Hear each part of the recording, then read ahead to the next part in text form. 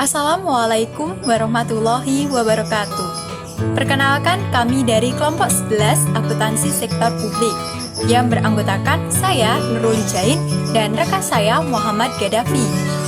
Di sini kami akan membahas tentang value for money audit. Pembahasan yang pertama adalah definisi dari audit kinerja. Audit kinerja adalah suatu proses sistematis untuk memperoleh dan mengevaluasi bukti secara objektif agar dapat melakukan penilaian secara independen atas ekonomi dan efisiensi operasi, efektivitas dalam pencapaian hasil yang diinginkan, dan kepatuhan terhadap kebijakan, peraturan, dan hukum yang berlaku, menentukan kesesuaian antara kinerja yang telah dicapai dengan kriteria yang telah ditetapkan sebelumnya. Istilah lain dari audit kinerja atau performance audit adalah value for money audit.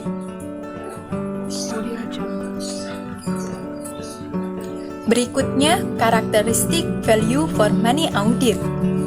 Audit kinerja atau value for money audit meliputi audit ekonomi, efisiensi, dan efektivitas.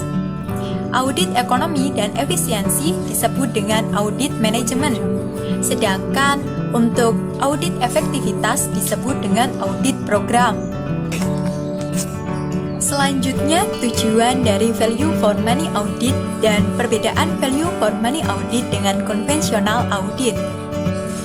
Tujuan value for money audit adalah untuk meningkatkan akuntabilitas lembaga sektor publik dan memperbaiki kinerja pemerintah.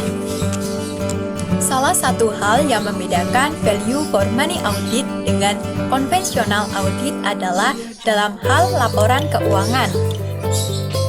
Dalam audit konvensional, hasil audit adalah berupa pendapat atau opini auditor secara independen dan objektif tentang kewajaran laporan keuangan sesuai dengan kriteria standar yang telah ditetapkan tanpa pemberian rekomendasi perbaikan. Sedangkan pada value for money audit tidak sekedar menyampaikan kesimpulan berdasarkan tahapan-tahapan audit yang telah dilaksanakan, akan tetapi juga dilengkapi dengan rekomendasi untuk perbaikan di masa mendatang. Pembahasan berikutnya adalah audit ekonomi dan efisiensi. Ekonomi mempunyai arti biaya terendah, sedangkan efisiensi mengacu pada rasio terbaik antara output dengan biaya atau input. Audit ekonomi dan efisiensi bertujuan untuk menentukan, pertama, apakah suatu entitas telah memperoleh, melindungi, dan menggunakan sumber dayanya seperti karyawan, gedung, ruang, dan peralatan kantor secara ekonomis dan efisien. Yang kedua, penyebab terjadinya praktik-praktik yang tidak ekonomis atau tidak efisien termasuk ketidakmampuan organisasi dalam mengelola sistem informasi, prosedur administrasi, dan struktur organisasi.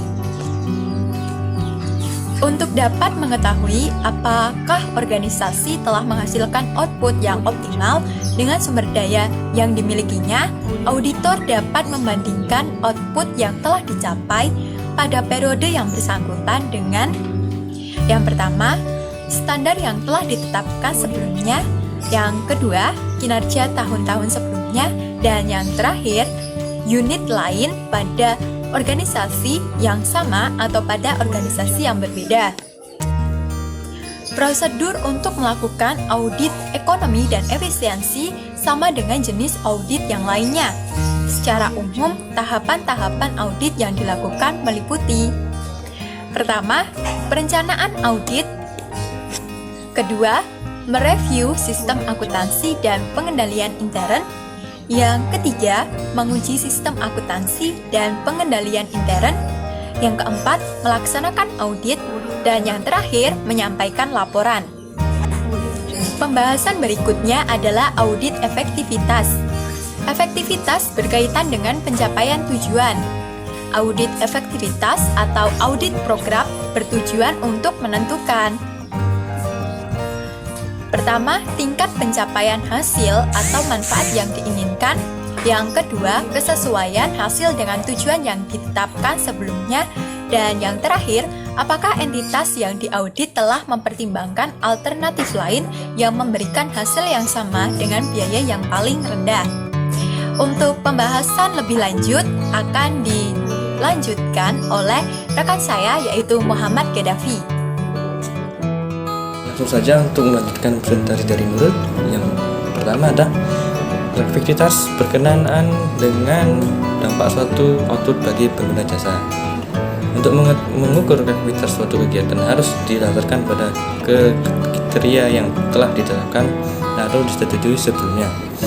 Meskipun efektivitas suatu program tidak dapat diukur secara langsung, ada beberapa alternatif yang dapat digunakan untuk mengevaluasi pelaksanaan tersebut, yaitu ada opsi untuk mengukur dampak atau pengaruh, kemudian ada evaluasi oleh konsumen, kemudian ada evaluasi menitik beratkan pada proses bukan pada hasilnya.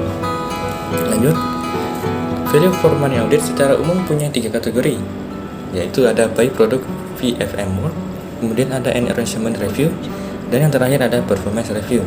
Kita bahas satu persatu. Yang pertama ada by product VFM work. Pekerjaan value for money ini merupakan tujuan sekunder di samping pekerjaan-pekerjaan utama yang lebih penting. Pekerjaan ini biasanya kurang terstruktur dibandingkan dengan kegiatan atau tugas lainnya. Kemudian yang kedua ada enrichment review, pekerjaan value for money audit yang dilakukan untuk menjamin memastikan bahwa klien telah melakukan tugas administrasi diperlukan untuk value for money. Kemudian yang terakhir ada performance review. Nah, pekerjaan yang dilakukan untuk menilai secara objektif value for money audit yang telah dicapai oleh klien dan membandingkan dengan kriteria atau pembanding yang valid. Kemudian ada persyaratan-persyaratan yang harus dipenuhi dalam audit kinerja pada organisasi sektor publik. Ada 4 macam. Yang pertama ada auditor. Orang atau lembaga yang melakukan audit, atau audit yang pihak yang diaudit, atau recipient atau pihak yang menerima hasil audit. Kemudian yang kedua ada hubungan akuntabilitas antara audit atau subordinate dan audit recipient atau otoritas yang lebih tinggi. Kemudian ketiga ada independensi antara auditor dan audit. Kemudian yang terakhir ada pengujian dan evaluasi tertentu atas aktivitas yang menjadi tanggung jawab audit oleh auditor untuk audit recipient. Lanjut, ada standar audit pemerintahan atau bisa disingkat dengan SAP. Standar audit pemerintahan ini merupakan standar untuk melakukan audit atas semua kegiatan di pemerintahan. SAP dikeluarkan oleh Badan Pemeriksa Keuangan atau BPK pada tahun 1995. Tapi sejauh ini audit kerja terhadap lembaga-lembaga pemerintahan di Indonesia dilakukan dengan berpedoman pada SAP. Standar-standar yang menjadi pedoman dalam audit kinerja terhadap lembaga pemerintahan menurut standar audit pemerintahan adalah ada 3, yaitu yang pertama ada standar umum, kedua ada standar pekerjaan lapangan audit kinerja, dan yang ketiga ada standar pelaporan audit kinerja.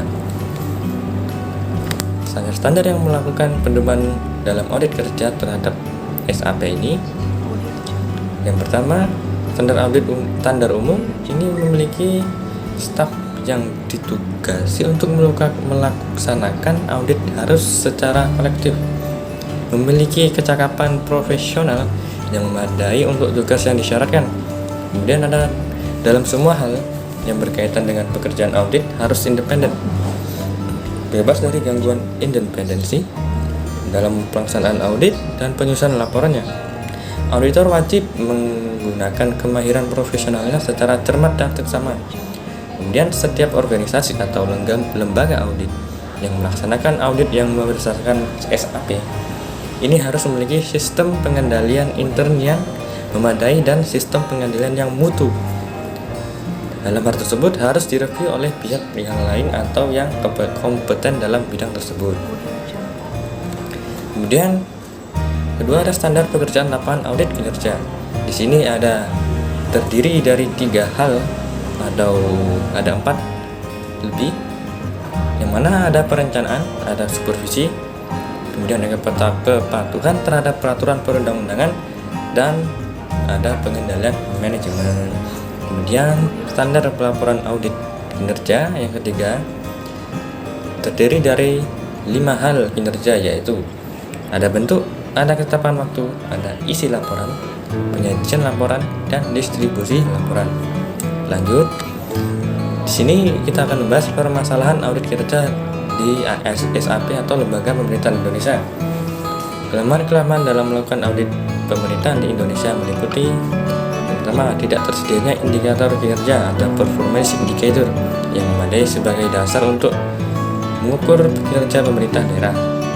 Yang kedua, banyak lembaga pemeriksa fungsional yang overlapping satu dengan yang lainnya, yang mana ini akan menyebabkan pelaksanaan pengauditan tidak efisien dan tidak efektif. Nah, mungkin sekian dari presentasi kami.